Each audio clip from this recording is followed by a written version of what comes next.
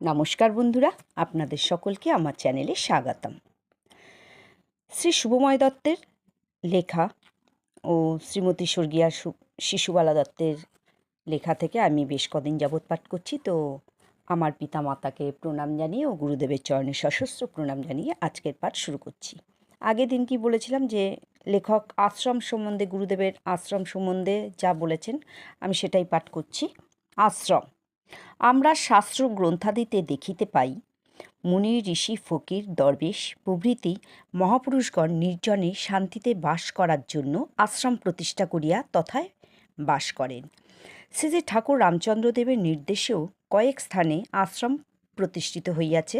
তাহাতে বসবাসের এবং ধর্ম সম্পর্কীয় সকল প্রকার কার্যানুষ্ঠানের সুব্যবস্থাও করা হইয়াছে। এই আশ্রমগুলির সঙ্গে শ্রী শ্রী ঠাকুর কৃপা করিয়া আমাকে প্রথম হইতেই সংশ্লিষ্ট করিয়া রাখায় আমি তাহাদের অবস্থাদি সম্পর্কে প্রায় সকল বিষয়েই অবগত আছি।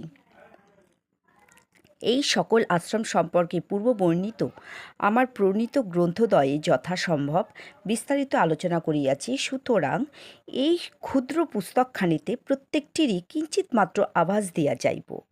আশ্চর্যের বিষয় এই যে এই আশ্রমগুলির কোনোটি ঠাকুর তাহার নিজের থাকার জন্য করেন নাই। সকলগুলিতেই জগতের ভক্ত মাত্রের বসবাসযোগী করিয়া তাহাদের আধ্যাত্মিক উন্নতির কল্পে বিবিধ ব্যবস্থার নির্দেশ দিয়াছেন।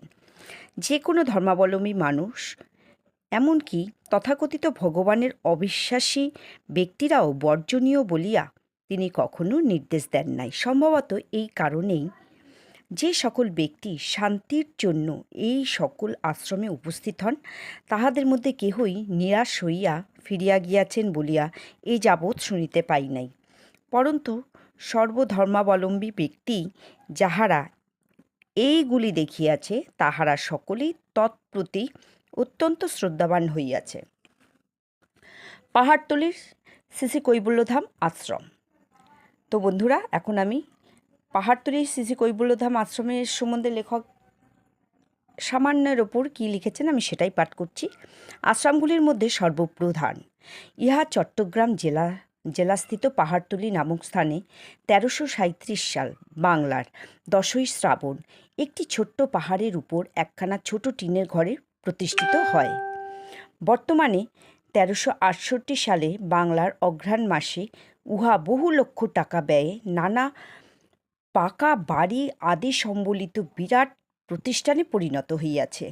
এই আশ্রমেই সকল স্থানের বিভিন্ন ধর্মাবলম্বী ভক্তগণ উপস্থিত হইবেন এবং এইখানেই সর্বধর্ম সমন্বয় হইবে বলিয়া শ্রী শ্রী ঠাকুরের শ্রীমুখে ব্যক্ত করিয়া গিয়াছেন।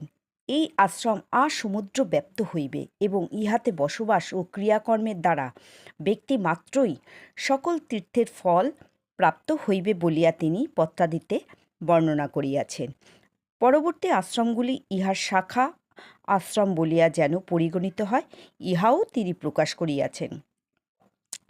দুর্গোৎসব উপলক্ষে প্রত্যহ বহু বৎসর সহস্র লোক এখানে প্রসাদ পাইয়া থাকে।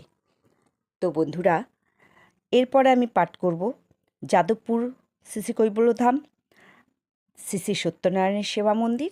এরপর লেখক কী কী আর আশ্রমের কথা বলেছে আমি সেগুলি ঠিক পরের দিন পাঠ করে শোনাবো। আজকের মতো পাঠকে এখানে বিরাম দিলাম।